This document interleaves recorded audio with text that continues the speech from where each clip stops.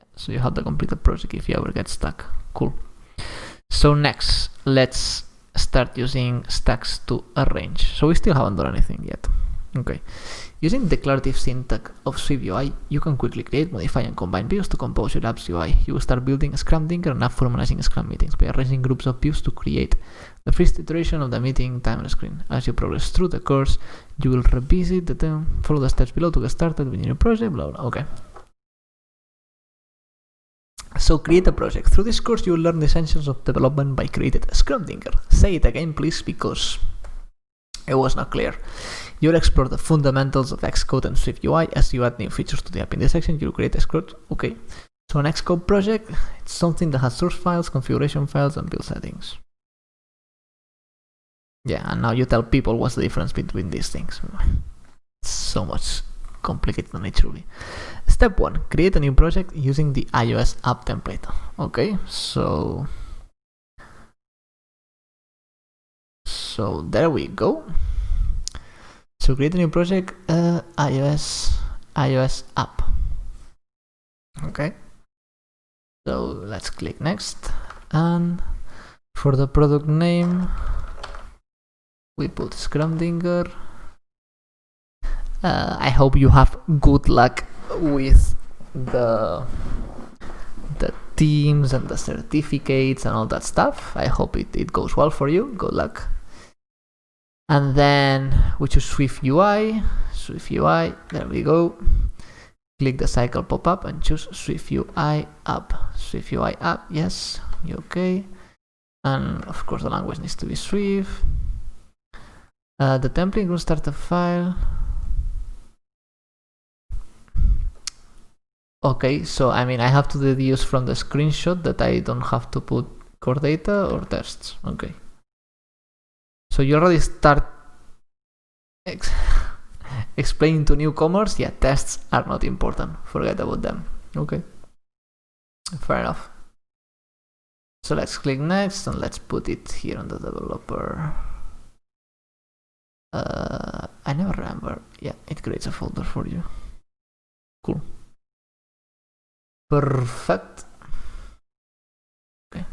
The template includes a starter file for your review, content view, and a file that defines the entry point of your app. Tip: new to Xcode? Nope. Okay.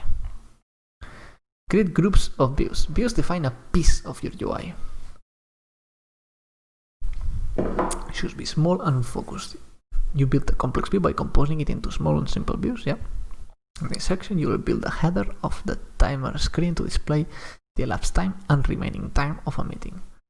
So we have a progress at the top, couple of texts, couple of labels, which is something different that they still haven't explained to me.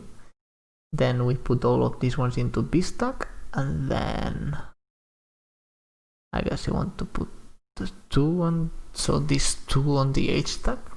I don't know, they should have encircled, like put rectangles, frames across where the H tag and all that stuff is.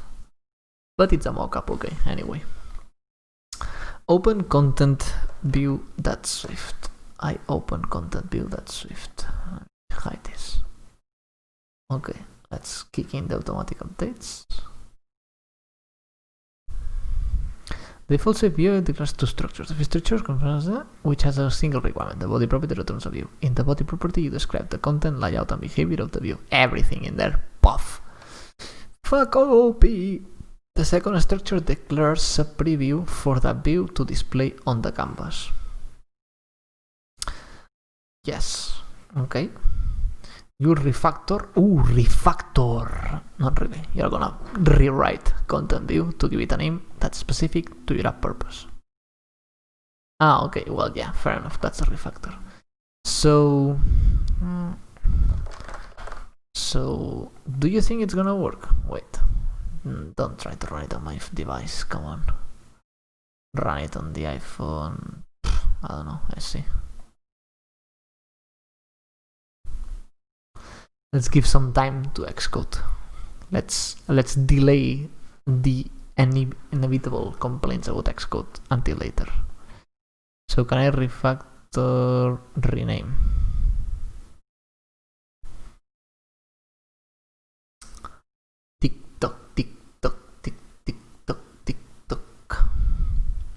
waiting. Keep waiting.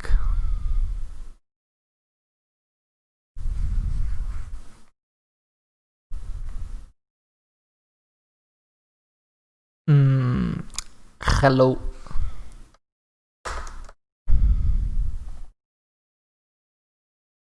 Rename. Now we're talking. So I can rename this. Boom. Boom. Okay. You can also rename. Yes, because your renaming tools are not smart enough for this. Okay. Step 3. Replace the contents of the existing body with a progress view, initializing the view with placeholder data. You use the progress view to display the percentage of time elapsed during the screen. Progress view can also show indeterminate progress like when loading a screen. 5 and 15. So you want me to say, well, I don't have auto completion, so what do I do? Teacher, sorry, it doesn't work for me. Sorry. Oh, it doesn't work for you? Oh yeah, well, that's what Xcode does. You know what you can do? You can restart Xcode, and that often works. Okay. Let's try. Let's try if that's true.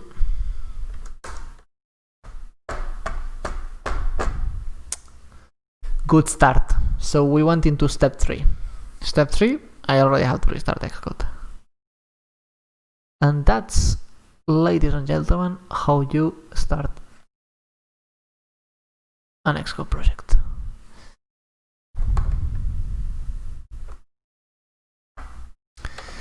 Progress view, and you want to say, what do you say, value on total?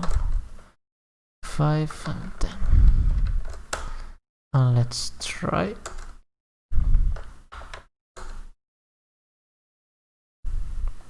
If the preview works.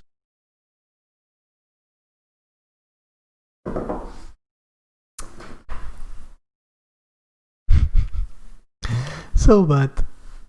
What an experience. Okay. I want to see this before I continue.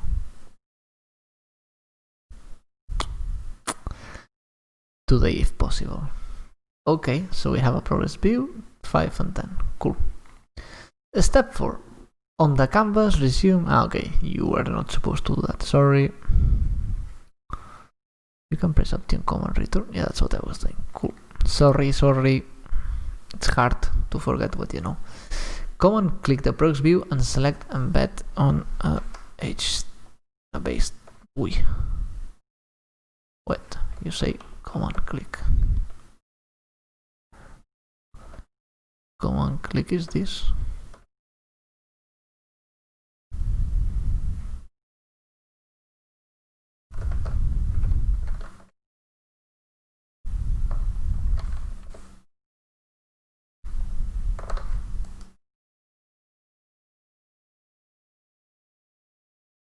Don't get me wrong, I know how to do it, but it's saying command click, and it might, maybe it's because I'm not using. No, look, command click progress view. I guess I'm fucking stupid. Well, I guess maybe I changed the configuration and that's not the default anymore. Let's assume it's that. Let's assume it's because I'm a professional and I changed my shortcuts. Okay. And vstack. Cool, so now it's in a vstack. Stacks group views horizontally, vertically, or back to front. Use stacks to combine and layer components. Step 6. Create an H-stack in the code editor. Then check the library button and drag text view inside the H-stack. So you're saying that I do an H-stack here, and then I open the library, which I don't know where it is. What is the library?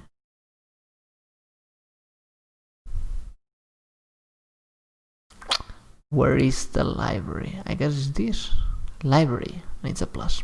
Okay. So now you want me to get a text and drag and drop it here. And say seconds elapsed. Seconds elapsed. Cool. By the way, I was not joking. I've never pressed this button in 2 years. Your code stays updated whether you use the source editor, the canvas, the library, or the inspectors to modify. You can press Shift-Command-L to open the library. Shift-Command-L. Okay. Yeah. Add another text view with value seconds remaining.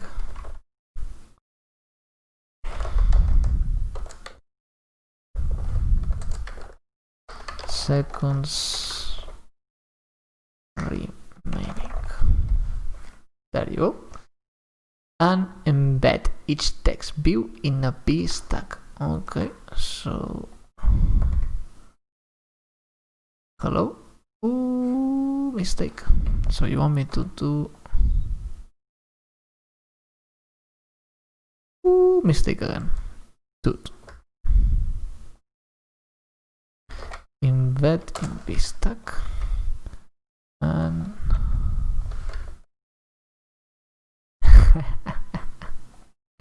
I guess I shouldn't have changed the shortcuts.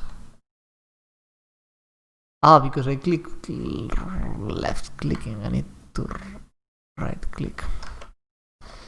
Embed in a B stack. Okay. Add a label below the first text view with a title of 300 and a system. Okay. But I mean, you should explain kind of what a label is, no? I guess not. So you want to put a label with a title of 300 and the system image of what? Hourglass bottom half. Cool. The image uses one of the included SF symbols. The system treats these symbols like fonts, so they scale dynamically with the user's device settings. Okay. Add a label below the second and say 600 and system image. Okay. So we need to do the same here. We add a label with this and we say 600 and the top glass. Okay, cool. Nice. Section 3. Okay, we're progressing. Now that you have created the basic views with the header, you will prototype and style the remainder of the meeting timer screen. You will add built-in modifiers to adjust the appearance of the header.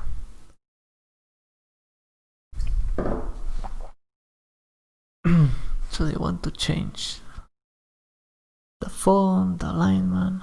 Okay, so here is where they introduce modifiers. Okay. You start by adjusting the spacing of the views. To consume all the available space from the containing parent view. Okay, so if I add spacer here, it pop. Perfect. Nice. And then trying to, oh wow, this is new for me. Yeah. Okay, so now we add a leading alignment in the B stack surrounding seconds elapsed and a trailing alignment to the B stack surrounding seconds remaining.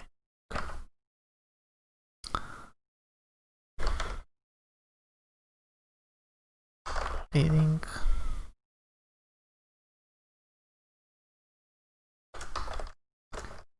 trailing, and I like to put some space in there. Okay, now looks nice. These alignments override the default behavior, which is center. Some systems are left and right aligned. SwiftUI uses leading and trailing. Ooh, that's pretty cool. Yeah, that is one of the best things about SwiftUI, that they already, from the start, they already use proper things for accessibility and localization, all that stuff. It's pretty cool. know, but I don't use that much the attributes inspector. And now we add a caption.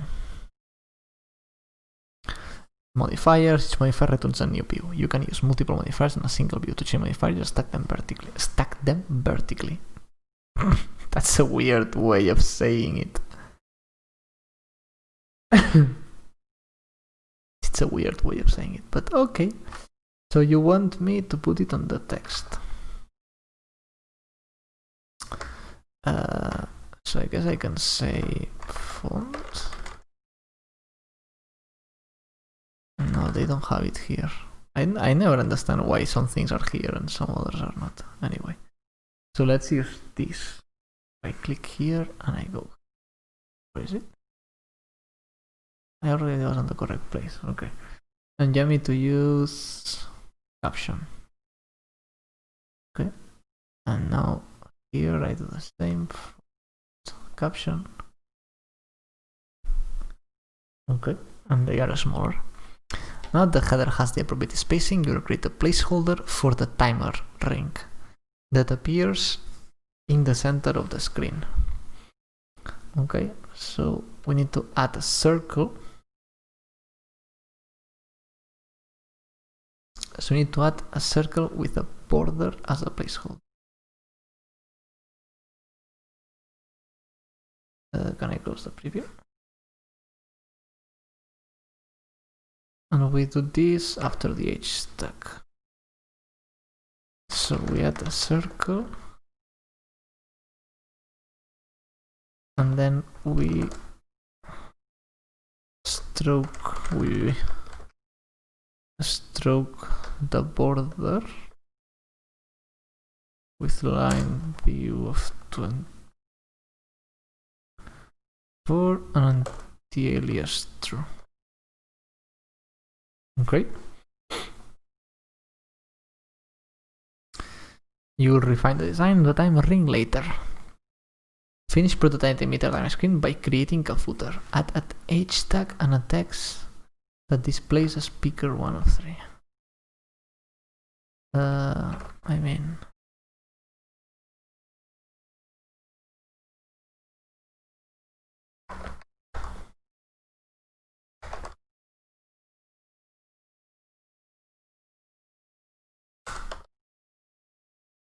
what do we need to say? Speaker 1 of 3. Speaker 1 of 3.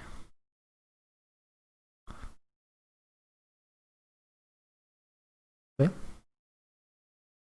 And now add a button that uses the forward field image as its label.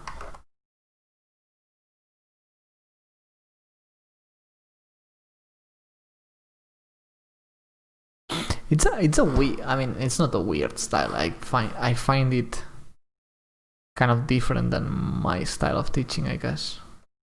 Because it's just like add a button that uses the forward field image as its label.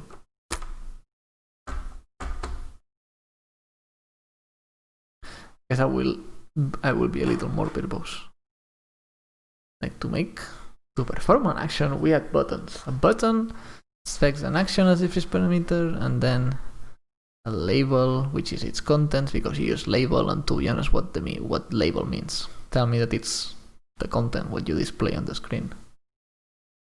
But yeah, whatever. You just find it different. And you want it horizontal here, so yeah. So that's fine. And now you want an image, system name, forward field. And now, because I know that trailing closure is a thing, because otherwise, unless you copy paste from there, you don't really know what's happening. Add spacer between the text and the button. Okay. Easy. Okay. Add padding to the top level B stack to bring the views in from the edges. So that's here, yeah. Okay. Now we go here and we say padding. Pop. Cool. And that's section 3. Section 4, supplement accessibility data. Accessibility is built into SwiftUI, so you can get accessible with additional work. For example, string containing the text views is automatically accessible with voiceover, but there are times when you will supplement inferred data to enhance. Okay.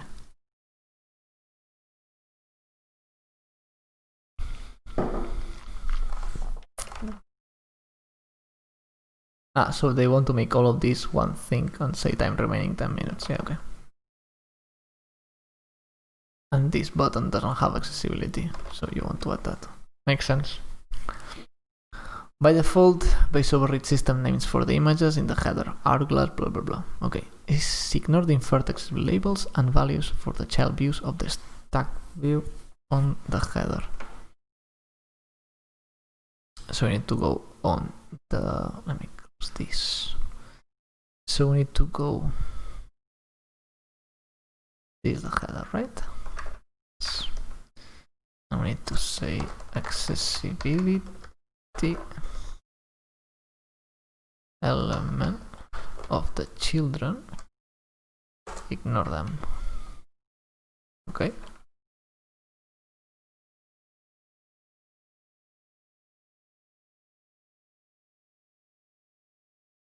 And now we're gonna be adding extra data. So first you ignore everything that is inside the H tag. Now it's not accessible. And now we add an accessibility label to the H tag, passing meaningful name to the label. Consider there is enough context in the labels and values for users to understand the purpose of the element. In this case, rather than the first user listens to the output of the labels, you can supplement the data with one label that surfaces more. Yeah, this is, to be honest, huge that they add this step so early on the process, you know? It's like you are just prototyping and you already learn about accessibility. That's huge. I wonder why they use a text for this.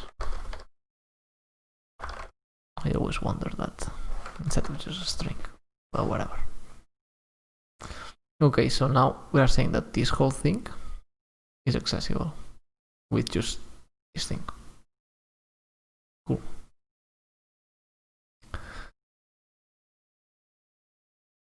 To the H tag.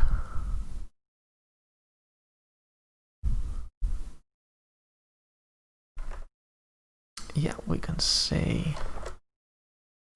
accessibility value and we say text 10 minutes. Okay. Why is this highlighted? I highlighted it.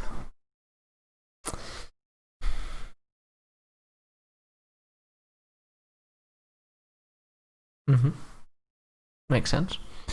Add an accessibility label that describes the forward button. So this is here. VoiceOver reads the label next speaker, followed by the inheritance accessibility rate button. Okay, so I need to give it a ax label of text next speaker. And look at the detail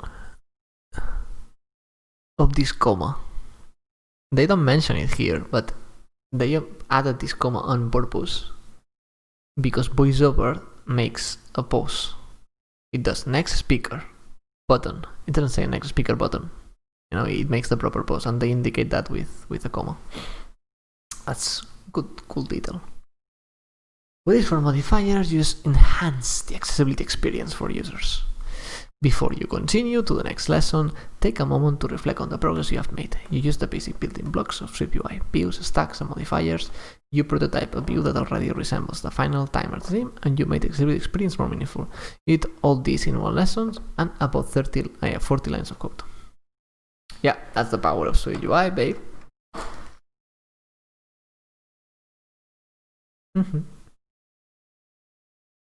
Yeah, I'm super happy they teach you this. That's pretty cool. And they already show you how to use the system images, so you don't have to worry about looking for them in other places. That's super cool too.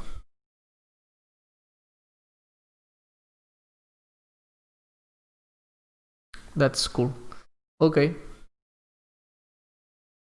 Ooh, check your understanding. Which code snippet creates this view? Inventory paper clips 3.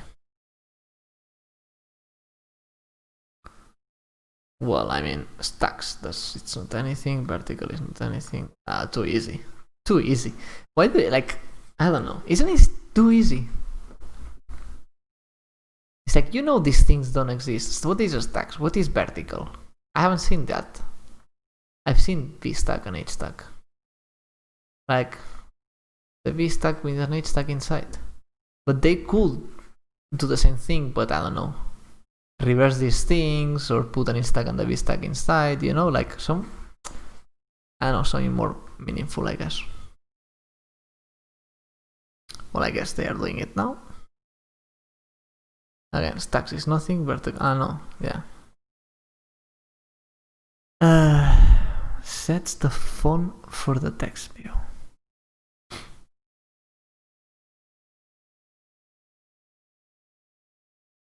Okay, it's this one, but this one it's an interesting one, because you may be, if you are not familiar with it, you may think, well, I just pass a parameter to the constructor of the text, but no, it's a modifier, and it's not a random modifier like this one. No, it's a modifier with font, and you set the style of the font. Well, that's cool. That's cool. I like that question. Which code snippet produces the output skip song button from VoiceOver? Okay, that's also a good question. That's also a good question. So it's this one, because skip song is the label that you give it, and button, it's automatic because it's already a button, so that's inherited. I mean, if you say this, it's gonna say skip song button. And this one, I'm not sure about this one, but I think it's this one. Maybe not. Maybe it's not. Like the last one. Yeah. You don't have to include button because it's a trait of the button itself. So yeah, that's good questions. I think the first one could have been better, but yeah. Okay, good job. So next, let's keep going. Creating a card view.